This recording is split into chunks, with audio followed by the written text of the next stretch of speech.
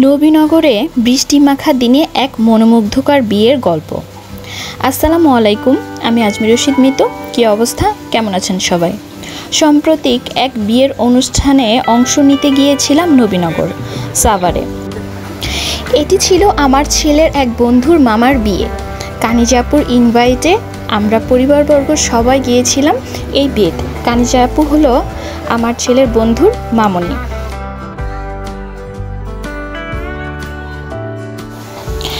যদিও পরিচয় সূত্রে গিয়েছিলাম, কিন্তু দিন শেষ হতে না হতে পরিচয় অনেকটা পরিবারে পরিণত হয়ে গেল।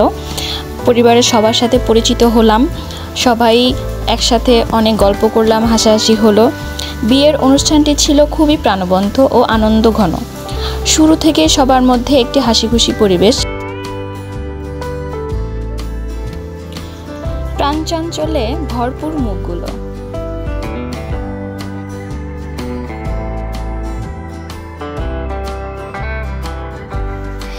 দিনটি ছিল বৃষ্টিমুখর। আকাশের ছোট ছোট বৃষ্টির ফোঁটাগুলো চারপাশের সবুজ প্রকৃতিকে আরও জীবন্ত করে তুলছিল। নবীনগরের প্রাকৃতিক পরিবেশ যেন এক আলাদা রকমের প্রশান্তি এনে দিল। মাঠের সবুজ, গাছের পাতায় টুপটাপ বৃষ্টির শব্দ আর হালকা ঠান্ডা হাওয়া, সব মিলিয়ে একটি কবিতার মতো অনুভূতি।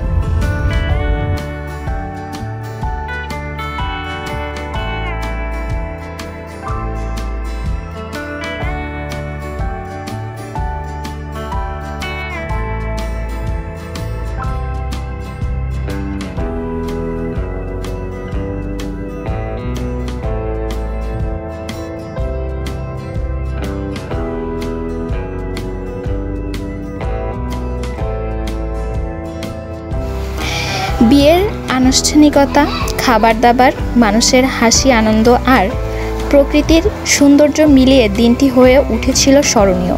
কিছু কিছু দিন থাকে যেগুলো আমাদের মনে বিশেষ একটি জায়গা করে নেয়। নবীনগরের সেই বৃষ্টি ভেজা বিয়ের দিনটি তেমনই একটি দিন।